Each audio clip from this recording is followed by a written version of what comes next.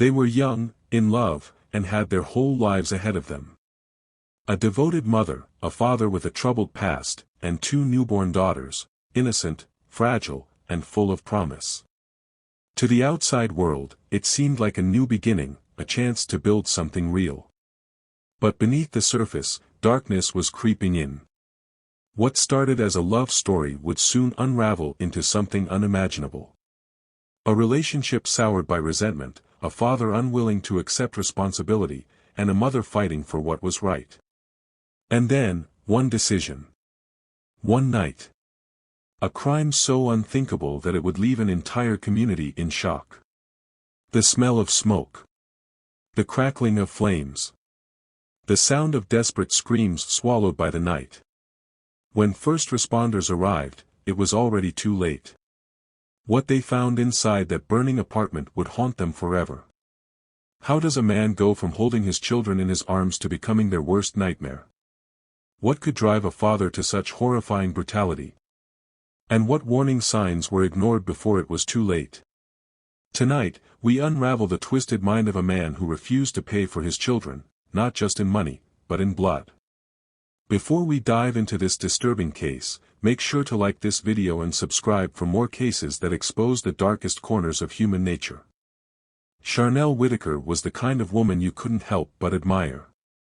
At just 26, she had already seen more struggle than most, but she never let it break her. Raised in Columbus, Ohio, she had learned early on that life wasn't fair, and if she wanted something, she had to work for it. And work she did, 2 jobs, long hours, anything to make sure her daughters never went without. But no matter how strong she was, there was one part of her life she couldn't fix, Javarius Coleman. Javarius was the opposite of everything Charnel stood for.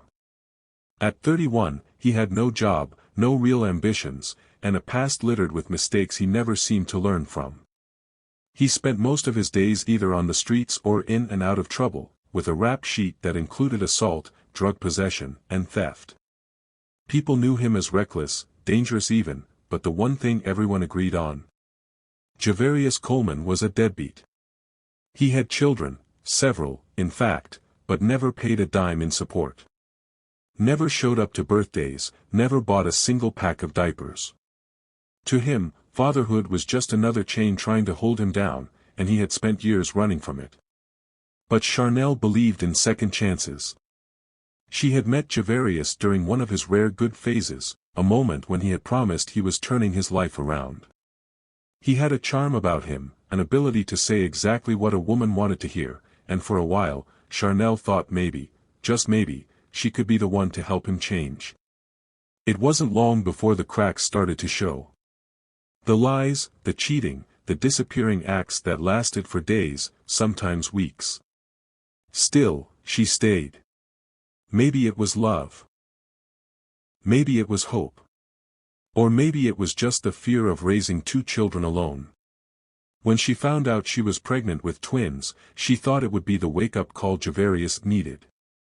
He swore he'd step up this time, that things would be different. But the moment she needed him most, he was gone again. The excuses poured in. He was handling business, looking for work, going through something. But Charnel knew the truth. Javarius was doing what he always did, running. Months passed, and reality hit hard. The twins, Zaire and Zamira, were born into a world where their father barely acknowledged their existence. The sleepless nights, the endless expenses, Charnel carried it all on her own. And when she finally got tired of waiting for Javarius to change, she did what she had to do. She filed for child support. That was the moment everything shifted. To most, it was just a legal formality, something to hold Javarius accountable. But to him, it was war. He saw child support as a trap, a way to chain him down. He ranted about the system being against him, about how women used courts to ruin men's lives. But the truth was, he wasn't mad at the system. He was mad that he could no longer run. Charnel didn't care about his anger. She had 2 daughters to feed. She wasn't asking for luxury, just the bare minimum. But to Javarius, even that was too much. And as the court date crept closer, his resentment boiled over into something far more dangerous. Friends saw what was happening. They warned her. Told her that Javarius was unpredictable, that she needed to be careful. But Charnel wasn't afraid of him. She had dealt with his tantrums before. This was just another fight, another storm she would weather. What she didn't know, what no one knew, was that this time, Javarius wasn't planning on walking away. He was planning on making sure she never asked him for a thing again. And in the dead of night, when the world was silent and their daughters lay sleeping in their cribs, he would make good on that promise. Charnel had given Javarius every chance to step up as a father, but he refused. He was more focused on partying, gambling, and chasing other women. She got fed up, then decided to take him to court for child support. The moment the court ruled in Charnel's favor, something inside Javarius snapped. $750 a month. That was the price of his rage. To most people, it was just another child support case, routine, insignificant in the grand scheme of things. But to Javarius, it was an all-out declaration of war. The court's decision wasn't just about money. It was about control. About power. About a woman daring to hold him accountable when he had spent his entire life dodging responsibility. And now, the government was in his pockets, forcing him to take care of kids he never wanted in the first place. It wasn't long before the world knew exactly how he felt. Javarius took to social media, flooding his feed with angry, hate-fueled rants. He called Charnel a money-hungry bitch, claiming she was using the system to rob him blind. He played the victim, painting himself as just another black man being set up by a woman trying to trap him. His followers, mostly men just like him, fed into it, hyping him up, telling him to stand his ground, to never let a hoe take you down. And the more they agreed with him, the angrier he became. His words turned darker. More violent. He told his boys that he would rather be dead than broke, that he wasn't about to let some woman play him like that. At first, it sounded like the usual tough talk, just another man venting about child support. But behind the scenes, Javarius wasn't just talking. He was planning. The threat started almost immediately. Charnel's phone lit up with messages she wished she had never read. Javarius didn't even try to hide his intentions. "You gon' regret this," he wrote. "Hope you say bye to them babies." Sometimes, it was a voice message, his words slurred from whatever he had been drinking. "You really think you winning? Watch what happens next." She didn't respond. She didn't engage. But she was scared. She went to the police, showed them the messages, the voicemails. But as always, threats were just threats. He hadn't laid a hand on her. He hadn't committed a crime, yet. The officer on duty barely glanced at the messages before shaking his head. "A lot of men talk like this when they're angry," he told her. "If he does something, call us." If. As if they were waiting for her to turn up dead before they took it seriously. And meanwhile, Javarius was spiraling. Drugs. Alcohol. A mind poisoned by his own hatred. He wasn't thinking like a father, he never had. In his eyes, Zaire and Zamira weren't his daughters. They were chains. Proof of a mistake he never wanted to claim. They were a bill. A debt he was being forced to pay. And if there was one thing Javarius Coleman refused to do, it was pay for something he didn't want. He started talking reckless. Not just online, but in real life. Sitting in the back seat of a friend's car, blowing smoke out of the window, he made his intentions clear. "She wanna play games. She wanna take my money. Bet. I'm gone handle this." They thought he was bluffing. Even when he stole a gun, they didn't think he'd use it. Even when he bought gasoline, they thought it was just talk. But in Javarius' mind, he had already made his decision. He wasn't going to run this time. He was going to make sure Charnel never asked him for a thing again. And he was going to do it in a way that no one would ever forget. It was past midnight when Javarius made his move. The cold Ohio air stung his skin, but he didn't feel it. His hands were steady. His mind was set. There was no turning back now. He had thought about this moment for weeks, pictured it in his head, played out every step like a scene in a movie. Now, it was time to bring it to life. Charnel's apartment was dark, the only light coming from a small lamp in the living room.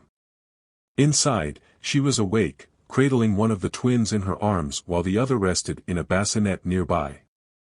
It was supposed to be a peaceful moment, a quiet night of motherhood. But peace was the last thing coming through that door. With one brutal kick, the lock snapped. The door flew open, slamming against the wall so hard the pictures rattled. Charnel barely had time to scream before she saw him, Javarius, standing in the doorway, his face twisted with something beyond anger. Beyond hate. Panic surged through her. She clutched her baby tighter, instinctively stepping back. Javarius, stop. Get out. Her voice wavered, but she didn't wait for a response. She spun toward the back door, her only escape. She didn't make it. Javarius lunged, grabbing her by the hair, yanking her backward so hard she nearly dropped the baby. She screamed, kicking, thrashing, clawing at him, but he was stronger, fueled by fury and something far more dangerous, determination. He threw her to the floor, the baby wailing in her arms. The other twin woke up, her cries filling the room. Shut them up. Javarius barked, his eyes wild. Shut them up, Charnel. She was sobbing now, her voice barely more than a whisper. Please, Javarius. Please, don't do this. They're your daughters. Please. But he didn't hear her. Or maybe he did, and he just didn't care. He dragged her across the floor, past the crying babies, past the photos of the family they could have been. He hauled her into the kitchen and threw her against the counter. The force knocked the breath out of her, but she barely had time to react before she felt it, white-hot pain tearing through her stomach. The first stab was deep. The second was worse. She gasped, her body jerking, blood spilling from the wounds before she even realized what was happening. He didn't stop. His face was blank, no hesitation, no regret, just the methodical rhythm of his hand driving the knife into her again and again. Her chest. Her side. Her neck. She was choking now, blood bubbling from her lips, her body trembling as she collapsed to the floor. Her hands pressed weakly against the wounds, but she knew. She knew there was no saving her. And still, she pleaded. Please. Javarius, not my babies. But mercy had never lived inside him. He turned to the twins, their cries slicing through the air like sirens. Zaire was first. He picked her up, her tiny fists swinging in confusion. She didn't understand what was happening, how could she? She was just a baby, barely old enough to know the world around her. And in seconds, she never would. Javarius pressed his hand over her mouth and nose, gripping her tiny body tight. She struggled at first, her small legs kicking, her fingers grasping at nothing. The sounds that escaped were muffled, desperate. Then, nothing. Her body went limp in his arms. He moved to Zamira next. She was still in the bassinet, her cries hoarse from screaming. She didn't fight like her sister, she never had the chance. He smothered her just the same, held her just as tight, until her small body stilled forever. The apartment was silent now.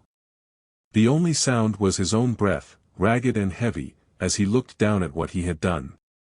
Blood soaked the kitchen tiles. Charnel's body lay twisted on the floor, her eyes still open but empty, staring at nothing. The twins, barely distinguishable in the dim light, were lifeless. Javarius exhaled, his mind eerily calm. But he wasn't finished yet. He stepped over the bodies and grabbed the gas canister he had hidden outside earlier. He moved through the apartment, splashing gasoline over everything, over the couch where Charnel used to hold her babies, over the bassinet, over the bodies themselves. The smell was thick, suffocating. Then, he struck the match. The flame flickered, small at first, before he tossed it onto the gasoline-soaked floor. It ignited instantly. Flames roared to life, climbing the walls, devouring everything in their path. Smoke filled the air, black and suffocating. The heat grew unbearable, the fire spreading fast, consuming the horrors he had created. And as the inferno raged behind him, Javarius Coleman walked out into the night. No regrets. No remorse. Only the satisfaction of knowing Charnel would never take another dime from him again. The call came in just after 3 a.m., a raging fire tearing through an apartment complex in Columbus, Ohio. Firefighters raced through the darkened streets, their sirens cutting through the silence of the night. But by the time they arrived, it was already too late. Flames had swallowed the apartment whole, their orange glow lighting up the sky like a beacon of devastation. Smoke billowed into the air, thick and unforgiving. Neighbors stood outside in horror, some with their hands over their mouths, others crying, knowing deep down that whoever had been inside didn't make it out alive. It took over an hour to get the fire under control. And when the flames finally died down, what was left was a blackened shell of what used to be a home. But the real horror wasn't the charred walls or the ruined furniture. It was what lay inside. The firefighters moved carefully through the wreckage, stepping over smoldering debris, their flashlights cutting through the lingering smoke. Then, in the kitchen, they saw her. Charnel Whitaker. Or at least, what was left of her. Her body was slumped against the cabinets, her once vibrant skin burned beyond recognition, the fire having reduced her to little more than a silhouette of who she had once been. The blood that had spilled from her stab wounds had mixed with ash and soot, staining the floor beneath her in a haunting final imprint. And then, they found them. The twins. Zaire and Zamira, their tiny bodies huddled together, as if even in death, they were trying to find comfort in each other. But what the coroner would later reveal was even more horrifying. They had still been alive when the fire started. The flames hadn't just consumed them. They had suffered. The heat, the smoke, it had stolen the last breaths from their small, fragile lungs. Their tiny bodies had tried to resist, to fight against the inevitable, but there was no escape. Their father had made sure of that. By sunrise, news of the gruesome discovery spread like wildfire. Reporters swarmed the crime scene, cameras flashing, voices trembling as they relayed the horror to the public. The tragedy of a mother and her twin babies, murdered in cold blood and set ablaze, was too much to comprehend. And yet, as investigators pieced together the details, one name kept coming up. Javarius Coleman. Neighbors had heard arguing before the fire, desperate screams that had been swallowed by the roaring flames. Surveillance cameras at a nearby gas station captured Javarius just hours earlier, buying gasoline, his face eerily calm as he handed over the cash. His phone records placed him at the crime scene, the timestamps damning. And then, there was the gun, his cousin's stolen firearm, the same one Javarius had taken just days before. Everything pointed to him. But there was one problem. Javarius Coleman was nowhere to be found. As the story hit the media, the public's reaction was immediate. Outrage. Fury. Disgust. How could a father do this? How could a man look at his own children, his own flesh and blood, and see them as nothing more than a problem to be erased? The crime shook Ohio to its core. Social media exploded with demands for justice. News anchors struggled to keep their composure as they reported the details. And in the streets of Columbus, candles were lit. Vigils were held for Charnel, for Zaire, for Zamira. People who had never met them came together, mourning a mother who had only wanted to give her children a better life. mourning two innocent souls who had barely gotten a chance to live. Javarius had taken everything from them. And now, he was on the run. Ohio's most wanted man. But the clock was ticking. Because no matter how far he ran, no matter how well he hid, justice was coming for him. For days, he was a ghost. Javarius Coleman had vanished into the shadows, leaving behind only the ashes of the family he destroyed. The city of Columbus was on edge, his face plastered across every news station, every social media feed. Tips flooded in. Some swearing they saw him at a bus station, others claiming he was hiding out with friends. But Javarius wasn't running in fear. He was running with arrogance. He checked into a rundown motel on the outskirts of town, the kind of place where nobody asked questions as long as the cash was good. He used a fake name, paid in crumpled bills, and slid the key into his pocket like it was just another night. And he wasn't alone. There was a woman with him. A new distraction, clueless to the blood on his hands. To her, he was just J-Rock, smooth-talking and reckless, whispering stories about how the police were out to get him, how the system was always trying to take a black man down. She believed him. And why wouldn't she? He laughed in her bed, rolled blunts on the nightstand, and bragged to his boys over the phone that he was untouchable. That nobody could prove nothing. He had no idea the walls were closing in. Law enforcement had been tracking his calls, his movements, every careless step he took. And when they confirmed his location, they didn't waste a second. At 2:30 a.m., the SWAT team moved in. Boots pounded against the motel hallway, guns raised, breath steady. In a matter of seconds, the door was kicked open, the hinges splintering as a dozen voices roared, "Get on the ground. Hands up." Inside, Javarius was sitting on the edge of the bed, shirtless, smoke curling from the blunt in his fingers. He didn't flinch. He didn't panic. He just exhaled slowly and smirked, as if this was nothing more than an inconvenience. As if he hadn't just murdered the mother of his children. As if he hadn't smothered his twin daughters, set their bodies on fire, and walked away like they meant nothing. The woman beside him screamed, hands in the air, scrambling out of bed. But Javarius? He didn't even fight. He let them yank him to the floor, let the cuffs click around his wrists, let the weight of his crimes finally settle on his shoulders. And when they dragged him out into the night, cameras flashing, reporters shouting his name, he just grinned. As if he was proud of what he had done. At the station, the interrogation room was ice cold, but Javarius sat back in his chair like he was lounging at home. The detectives leaned in, waiting for a sliver of remorse, some sign that the reality of his actions had hit him. But instead, he scoffed. "Man, she tried to ruin my life." That was his defense. Not regret. Not guilt. Just blame. As if a mother fighting for her children's right to have a father who supported them was a crime worthy of death. As if two innocent babies had to die because their existence made his life inconvenient. He thought he was untouchable. But now, he was just another inmate waiting to learn his fate. The courtroom was packed, yet silent. The air was thick with tension, with grief, with the unbearable weight of what had been done. Families clutched tissues, some staring at the man who had destroyed so many lives, others unable to look at him at all. But Javarius Coleman?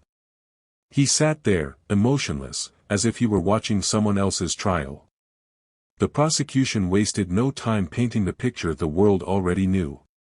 A mother, brutally stabbed. Two helpless baby girls, smothered and set on fire by the man who was supposed to protect them. Photos of the crime scene flashed across the screens, blackened walls, a burned crib, tiny remains barely recognizable. Some jurors looked away. Others clenched their jaws, swallowing down the horror. And then came the coroner's report.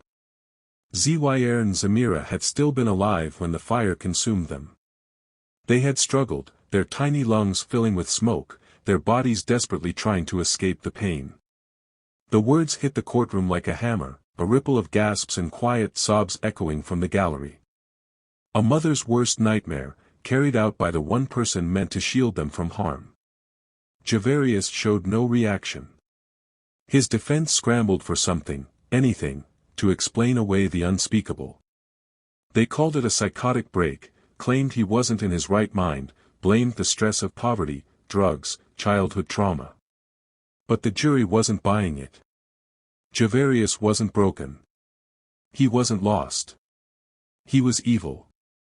When the time came for the verdict, the room felt frozen. The jury had only deliberated for 2 hours. 2 hours to decide the fate of a man who had shown no mercy. Guilty on all counts. 3 counts of aggravated murder. Arson. Child endangerment. The words sealed his fate, but the true reckoning came during sentencing. The judge didn't mask his disgust. His voice was steady, but the rage simmered beneath the surface. He spoke of the innocence lost, of the cruelty inflicted, of the terror Zyr and Zamira must have felt in their final moments. And then, the final blow. Death by lethal injection. The ultimate punishment for the ultimate betrayal. There was no outburst. No plea for mercy. As Javarius stood, shackled, about to be led away forever, he turned to the crowd, mothers, fathers, strangers mourning the lives he had stolen, and smirked. One last act of defiance. One last reminder that remorse was never in him. He had played God with their lives. Now, the system would play God with his. Some stories leave scars on the soul, and this is one of them. A mother who only wanted the best for her children, who fought to give them a better life, who believed, despite everything, that a father should take responsibility. And for that belief, for that trust, she and her babies paid the ultimate price. Javarius Coleman was not a man burdened by love or duty. He saw his children as a problem, not a blessing. He saw responsibility as a trap, not a privilege. And when he could no longer run from the consequences of his own actions, he did the unthinkable. He took everything from them, their future, their joy, their very last breath. Just so he wouldn't have to be held accountable. It's a story of justice, yes. He was caught, convicted, sentenced to death.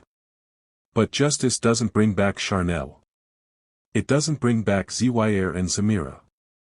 It doesn't erase the horror of what happened that night. So the question remains, could this tragedy have been prevented? Could the justice system have done more when Charnel reported the threats? How many warnings have to be ignored before it's too late? And how do we protect the most vulnerable, mothers, children, from men like Javarius before another family is torn apart? What do you think? Could the system have saved them, or was their fate sealed the moment Javarius decided he'd rather destroy lives than take responsibility? If this case shook you, if it made you question how darkness like this can exist in the world, don't forget to like this video and subscribe. Because the truth is, there are too many stories just like this one, stories of love turned to terror, trust shattered by violence, and justice coming far too late.